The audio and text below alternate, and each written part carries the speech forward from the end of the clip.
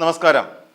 പാലക്കാട് ഉപതെരഞ്ഞെടുപ്പിൽ CPM അല്ലെങ്കിൽ LDF കനത്ത പ്രഹരമേറ്റ് പരാജയപ്പെട്ടു പോയതോടുകൂടി നിലവിൽ നിരവധി ചർച്ചകൾ അവിടെ പാലക്കാട് നടക്കുന്നുണ്ട്. ഇപ്പോൾ ഏരിയ സമ്മേളനം കൂടി ആയതുകൊണ്ട് തന്നെ രൂക്ഷമായ വിമർശനങ്ങൾ പലകുറി നടന്നു കഴിഞ്ഞിരിക്കുന്നു. സംഘടനാ തലത്തിൽ കൃത്യമായി വീഴ്ചയുണ്ടായിട്ടുണ്ട്. സംഘടനാ ദൗർബല്യങ്ങളെ ചൂണ്ടിക്കാട്ടിയിട്ടും അതൊന്നും പരിഹരിച്ച് കൃത്യമായ രീതിയിൽ മുന്നോട്ട് പോകുവാനോ പാർട്ടിക്ക് കഴിഞ്ഞിട്ടില്ല എന്നുള്ളത് തന്നെയാണ് വിലയിരുത്തൽ. ഇതൊക്കെ പാർട്ടി പരാജയപ്പെടുന്നതിന് കാരണമായി തീർന്നു. അത് അവിടെ പ്രചരണത്തിന് ചുമതലയുണ്ടായിരുന്ന AK ബാലൻ എന്ന് പറയുന്ന മുതിർന്ന നേതാവ് പോലും ഇക്കാര്യം അംഗീകരിച്ചു കൊടുക്കുന്നുണ്ട്. പാർട്ടിക്ക് കൃത്യമായ സംഘടനാ വീഴ്ച സംഭവിച്ചു കഴിഞ്ഞു. അതായത് കാലങ്ങളായി ഈ പറയുന്ന ഒരവസ്ഥ പാലക്കാടുണ്ട്. CPM-നെ സംബന്ധിച്ചിടത്തോളം അത് കഴിഞ്ഞ സരിൻ സ്ഥാനാർത്ഥിയായി മത്സരിച്ചു തുടങ്ങിയ സമയത്ത് മാത്രമല്ല പാലക്കാട് ഈ രീതിയിലുള്ള വീഴ്ച CPM-ന് സംഭവിച്ചത്. നമ്മൾ പറയും മൂന്ന് തവണയായി അല്ലെങ്കിൽ മൂന്നാം സ്ഥാനത്തേക്ക് CPM തള്ളപ്പെടുന്നു. ഇത് നമ്മൾ കണ്ടുകൊണ്ടിരിക്കുന്ന ഒരു കാര്യമാണ്. പക്ഷേ ഇതിൻ്റെ പിന്നിലുള്ളത് അവിടെ CPM-ൻ്റെ ഒരു വലിയ വിഭാഗീയത സൃഷ്ടിക്കപ്പെടുന്നു. ഇപ്പോൾ ഉപതെരഞ്ഞെടുപ്പിൽ ഏകദേശം 2000-2500 വോട്ടുകളുടെ ഭൂരിപക്ഷം ലഭിക്കുമെന്നുള്ള അല്ലെങ്കിൽ നേട്ടമുണ്ടാകും എന്നുള്ള തരത്തിൽ ഒരു തോന്നലുണ്ടായെങ്കിൽ പോലും, അങ്ങനെ ഒരു ചിന്ത എല്ലാവരുടെയും മനസ്സിലുണ്ടായിരുന്നെങ്കിൽ പോലും അതൊന്നും അവിടെ പ്രാവർത്തികമായി വന്നില്ല എന്ന് മാത്രമല്ല, അത് ഒടുവിൽ കലാശിച്ചത് BJP-യുടെ 2ാം സ്ഥാനം എന്നുള്ള അവസ്ഥയിലേക്കാണ്. ഏറെക്കാലമായി അവിടെ സംഘടനാപരമായി തകർച്ചയുണ്ട്, സംഘടനാപരമായി വിയോജിപ്പുകളുണ്ട്, അതോടൊപ്പം വിഭാഗീയതയും കാര്യക്ഷമമായി നിലനിൽക്കുന്നുണ്ട് എന്ന് AK ബാലൻ തന്നെ തുറന്ന് സമ്മതിക്കുന്ന കാര്യമാണ്. പിന്നീട് നമുക്ക് അറിയാൻ പറ്റും, ഇപ്പോൾ ഈ പറയുന്ന കാര്യങ്ങളെല്ലാം MV ഗോവിന്ദൻ ഈ തെരഞ്ഞെടുപ്പുമായി ബന്ധപ്പെട്ട് MV ഗോവിന്ദൻ്റെ കമ്മീഷൻ വന്ന സമയത്തും ഈ രീതിയിൽ ഇതെല്ലാം കാട്ടിയിട്ടുണ്ട്. എന്നിട്ട് പോലും ഇത് പരിഹരിക്കാൻ കഴിഞ്ഞിട്ടില്ല എന്നുള്ളതാണ് വാസ്തവം.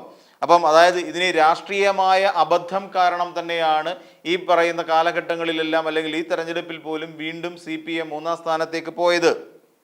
അപ്പോൾ സ്ഥിരമായി അവിടെ വേറൊരു കാര്യം കൂടി ചിന്തിക്കണം. സ്ഥിരമായി 3ാം സ്ഥാനത്ത് നിൽക്കുന്ന ഒരു പാർട്ടിക്ക് വേണ്ടി വോട്ട് ചെയ്തുകൊണ്ട് വെറുതെ എന്തിനാണ് BJP-യെ ജയിപ്പിക്കുന്നത് എന്ന തരത്തിൽ അവിടുത്തെ ആൾക്കാർ ചിന്തിച്ചു.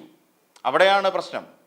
അതായത് അവിടെ സ്ഥിരമായി 3ാം സ്ഥാനത്ത് നമ്മളൊരു വോട്ട് ചെയ്യുമ്പോൾ എന്തിനാണ് 3ാം സ്ഥാനത്ത് സ്ഥിരമായി വരുന്ന ഒരു പാർട്ടിക്ക് നമ്മൾ വോട്ട് രേഖപ്പെടുത്തേണ്ട കാര്യം?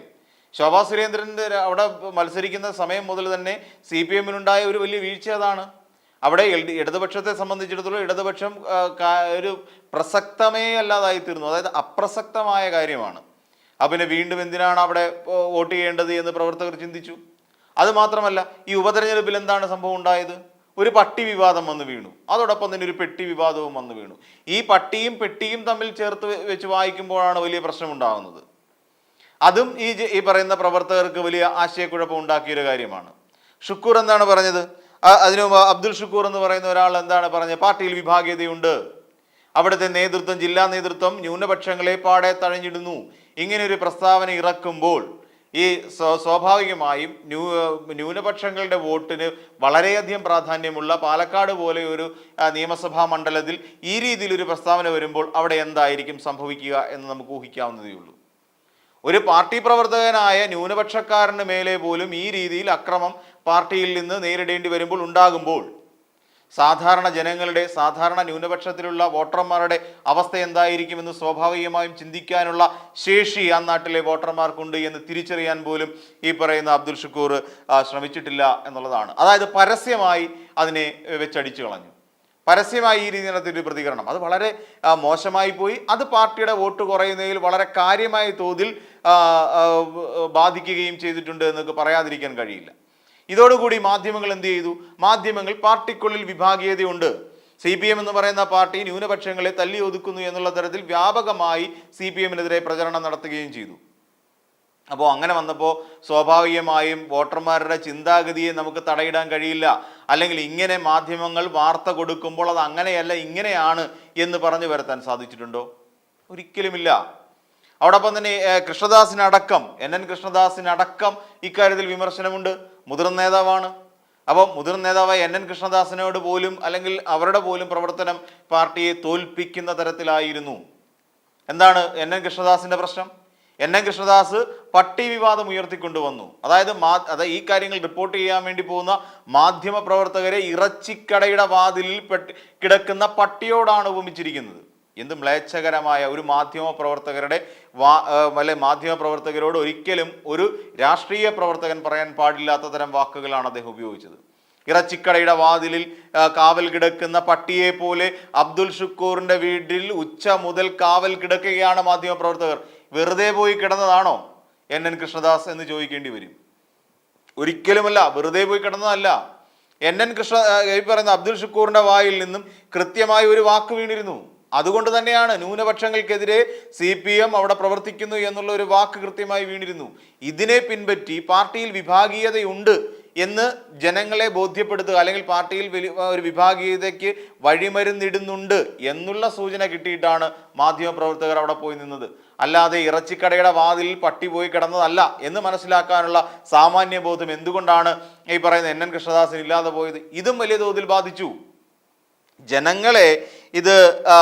ജനങ്ങളിലേക്ക് ഇത് എത്തുന്ന വേറൊരു തരത്തിലാണ്. എന്നിട്ട് പറയണം, എനിക്ക് ഏത് വീട്ടിലും കയറി ചെല്ലാൻ പറ്റുന്ന പോലെയുള്ളൊരു പ്രവർത്തകനാണ് ഞാൻ. പറഞ്ഞിട്ട് കാര്യമുണ്ടോ സഖാവേ? വായിൽ നിന്ന് വീഴുന്നത് നല്ലതല്ലെങ്കിൽ സഖാവ് ഇനി എന്ത് ചെയ്തെന്ന് പറഞ്ഞിട്ടും നാട്ടുകാർ വീട്ടിൽ കയറ്റത്തില്ല. ഇതൊക്കെ ഉയർന്നു വരുന്നത് ഇപ്പോൾ സത്യത്തിൽ ഈ പറയുന്ന സമ്മേളന കാലഘട്ടം എന്ന് പറഞ്ഞാൽ പാർട്ടിയെ സംബന്ധിച്ചിടത്തോളം ഒരു വലിയ കടമ്പ തന്നെയാണ്. ഈ സമ്മേളനങ്ങൾക്കിടയിൽ തന്നെയാണ് പാർട്ടിക്കെതിരായി അതിശക്തമായ വാക്കുകളും അല്ലെങ്കിൽ പാർട്ടിക്കുള്ളിലുള്ള ഭിന്നതകളും വിഭാഗീയതയും ഒക്കെ മറനീക്കി പുറത്തു വരുന്നത്. ആ ഒരു ഘട്ടത്തിൽ തന്നെയാണ് നമുക്കറിയാം ഈ കഴിഞ്ഞ ലോക്സഭാ തെരഞ്ഞെടുപ്പിൽ പരാജയത്തിന് കാരണം എന്തൊക്കെയായിരുന്നു?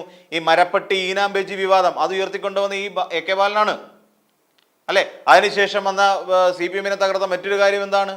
മറ്റൊരു കാര്യം എന്ന് വെച്ച് കഴിഞ്ഞാൽ ഈ പറയുന്ന പോലെ EP ജയരാജന്റെ പുസ്തകം അത് ഇത്തവണയും ഉണ്ടായി.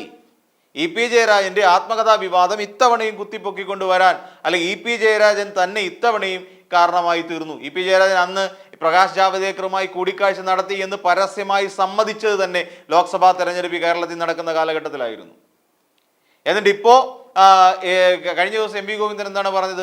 അദ്ദേഹം പ്രാപ്തനല്ല എന്ന് മനസ്സിലായത് കൊണ്ടാണ് അദ്ദേഹത്തെ കൺവീനർ സ്ഥാനത്ത് നിന്ന് നീക്കിയത് എന്ന് പറയുന്നു. അതായത് കൃത്യമായ ഒതുക്കലുകൾ ആ ഭാഗത്ത് നടക്കുന്നുണ്ട്. കൃത്യമായ ഒതുക്കൽ EP ജയരാജനെതിരെ നടക്കുന്നുണ്ട്. അതിനെക്കുറിച്ചാണ് വെട്ടിത്തുറന്ന് പറഞ്ഞത് EP ജയരാജൻ ഒരുപക്ഷെ പറഞ്ഞിട്ടുണ്ടെങ്കിൽ. അപ്പം ഈ രീതിയിൽ വരെ വിഭാഗീയത എന്ന് പറയുന്ന കാര്യം CPM എന്ന് പറയുന്ന പാർട്ടിക്കുള്ളിൽ പടർന്നുകൊണ്ടിരിക്കുകയാണ്. ഈ സാഹചര്യത്തിലാണ് ഇപ്പോൾ പാലക്കാട്ടെ സമ്മേളനവും നമ്മൾ നോക്കിക്കാണേണ്ടത്. അവിടെ സംഘടനാ ദൗർബല്യമുണ്ട്. ഈ കാര്യങ്ങൾ പലപ്പോഴും വ്യക്തമാക്കിയിട്ട് പോലും എങ്ങനെ സംഘടനാ ദൗർബല്യത്തെ മറികടക്കാം എന്ന തലത്തിലുള്ള ചർച്ച വന്നിട്ടില്ല. ഇപ്പൊ നമുക്ക് മനസ്സിലാക്കാൻ കഴിയുന്ന ഒരു കാര്യമുണ്ട്. പട്ടി വിവാദം ഉയർന്നു വന്നു. അതിൻ്റെ ഇടയിൽ അബ്ദുൽ ഷുക്കൂറിന്റെ ന്യൂനപക്ഷ പ്രീണനമില്ലായ്മ അല്ലെ ന്യൂനപക്ഷത്തെ തഴയുന്നു എന്ന് പറയുന്ന ഒരു പ്രസ്താവന ഉയർന്നു വന്നു. അതിനുശേഷം പെട്ടി വിവാദം കൊണ്ടുവന്നു. ഈ 3 വിവാദങ്ങളുടെ പിൻബലത്തിലാണ് CPM അവിടെ ജയിക്കാൻ നോക്കിയത്. അത് താഴെത്തട്ടിൽ ക്രമമനുസരിച്ചുള്ള ഒരു പ്രവർത്തനം ഉണ്ടായിട്ടില്ല എന്ന് തന്നെ പറയേണ്ടി വരും. അതുമാത്രമല്ല, ഈ വിവാദങ്ങൾക്ക് പിൻപറ്റി നിന്നുകൊണ്ട് ഏറെ ചർച്ച ചെയ്യപ്പെടാതെ പോയ കാര്യം കേരളത്തിന്റെ വികസന മുഖമാണ്. അല്ലെങ്കിൽ ഇവിടെ BJP-യുടെ ഭരിക്കുന്ന കേന്ദ്ര സർക്കാരിൻ്റെ ഭാഗത്ത് നിന്നും നമ്മുടെ ജില്ലയിലേക്ക് അല്ലെ വയനാട് പോലെ ഒരു ജില്ലയിലേക്ക് കിട്ടാത്ത ദുരിതാശ്വാസ പ്രവർത്തനങ്ങൾക്ക് വേണ്ടിയുള്ള അതിനെക്കുറിച്ച് സംസാരിച്ചിട്ടില്ല. നമുക്ക് കിട്ടേണ്ട ഫണ്ടിനെ കുറിച്ച് നമ്മൾ എവിടെയും സംസാരിക്കാൻ കഴിഞ്ഞിട്ടില്ല. കാര്യം എന്താ? ഇവിടെ ഒരു സ്ഥലത്ത് പട്ടിയെ ഒതുക്കാൻ നടക്കുമോ? അത് തന്നെയുമല്ല, ഈ കൃഷ്ണദാസ് ഈ പെട്ടി വിവാദത്തിൽ സംസ്ഥാന നേതൃത്വം വേറൊരു വഴിക്ക് പോകുന്നു, ഈ പറയുന്ന NN കൃഷ്ണദാസ് വേറൊരു വഴിക്ക് പോകുന്നു. ഇങ്ങനെ സംസ്ഥാന നേതൃത്വവും അല്ലെങ്കിൽ ജില്ലാ നേതൃത്വവുമായി ഒരു ഇടച്ചിൽ NN കൃഷ്ണദാസിന് ഉണ്ടാവുകയും ചെയ്യുന്നു. ഈ രീതിയിലൊക്കെ പാർട്ടിയിൽ ഒരു വലിയ ഭിന്നതയുണ്ട് എന്ന് പറയുകയും ഈ ഭിന്നതയെ മറികടക്കാൻ പറ്റിയ യാതൊന്നും തിരിച്ചറിയാൻ കഴിയാതെ പോവുകയും ചെയ്ത ഒരു ദുരവസ്ഥയിലാണ് സത്യത്തിൽ CPM എന്ന് പറയുന്ന പാർട്ടി. ഇതിപ്പോൾ സമ്മേളനങ്ങൾ നടക്കുന്നതായതുകൊണ്ട് നമുക്കറിയാം പലയിടങ്ങളിലും പൊട്ടിത്തെറി ഉണ്ടായിക്കൊണ്ടിരിക്കുകയാണ്. തിരുവനന്തപുരം ജില്ലാ കമ്മിറ്റി പൊട്ടിത്തെറി ഉണ്ടായി. അതോടൊപ്പം കരുനാഗപ്പള്ളി ഏരിയ കമ്മിറ്റിയിൽ പൊട്ടിത്തെറി ഉണ്ടായി. കായംകുളം ഏരിയ കമ്മിറ്റിയെ സംബന്ധിച്ചിടത്തോളം അവിടെ നിന്ന് ആൾക്കാർ ഇറങ്ങിപ്പോകുന്നു. ഇപ്പോഴിതാ പാലക്കാട് ഏരിയ കമ്മിറ്റിയിലും ഈ തരത്തിലുള്ള വിവാദങ്ങൾ ഉണ്ടായിക്കൊണ്ടേയിരിക്കുന്നു. ഇതൊക്കെയാണ് പറയുന്നത്. ഇതൊക്കെ ഒരു വലിയ പ്രശ്നത്തിലേക്കാണ് എത്തുന്നത്. വരാൻ പോകുന്ന തെരഞ്ഞെടുപ്പുകളെ നേരിടാൻ കൂടുതൽ സജ്ജമാകേണ്ട ഒരു പാർട്ടി. കാര്യം വളരെയധികം ശ്രദ്ധയോട് വേണം CPM-ന് ഓരോ ചുവടും ഇനി മുന്നോട്ട് വയ്ക്കാൻ. അതിന് പ്രധാനപ്പെട്ട കാരണങ്ങൾ UDF എന്ന് പറയുന്ന ഒരു ശക്തിയും അതോടൊപ്പം വളർന്നു വന്നുകൊണ്ടിരിക്കുന്ന BJP എന്ന് പറയുന്ന ഒരു ശക്തിയുമാണ്. ഇതിനെ രണ്ടിനെയും നേരിടാൻ വേണ്ടി CPM എന്ന് പറയുന്ന ആ പാർട്ടി കൂടുതൽ ശക്തി ആർജിക്കേണ്ടതുണ്ട്. ഈ പറയുന്ന പോലെ കഴിഞ്ഞ ദിവസം ചർച്ച ചെയ്ത പോലെ നമ്മൾ ആലോചിച്ച് കഴിഞ്ഞാൽ ഇവിടെ CPM-ന് പാലക്കാട് സംഭവിച്ച് ഘടകകക്ഷികളുമായി വേണ്ട രീതിയിൽ ഒരു ഒത്തൊരുമ ഉണ്ടാക്കാൻ കഴിഞ്ഞില്ല. അത് മറ്റൊരു പ്രശ്നമാണ്. ഘടകകക്ഷികൾ പലതും അറിയുന്നത് ഈ പലതും CPM എന്ന് പറയുന്ന പാർട്ടി ഏകപക്ഷീയമായി നടപ്പിലാക്കിയതിന് ശേഷം മാത്രമാണ് നമുക്ക് കാണേണ്ടി വരും. അപ്പൊ ഇങ്ങനെ നിരവധിയായ പ്രതിസന്ധികളിലൂടെ കടന്നുപോയിക്കൊണ്ടിരിക്കുന്ന കാലഘട്ടമാണിത്, സമ്മേളന കാലഘട്ടങ്ങൾ എന്ന് പറഞ്ഞാൽ. അപ്പൊ ഇനിയും എന്തൊക്കെയോ പല കാര്യങ്ങളും ഇനിയും പുറത്താവാനുണ്ട്, പല കാര്യങ്ങളും പല നേതാക്കളും ഈ പറയുന്ന സമ്മേളനങ്ങളിലൂടെ പറയേണ്ടതുണ്ട്. അങ്ങനെ വരുമ്പോൾ മാത്രമായിരിക്കും ഏതവസ്ഥ വരെ CPM എത്തി നിൽക്കുന്നു, അതിലെ വിഭാഗീയത എന്ന് മനസ്സിലാക്കാൻ.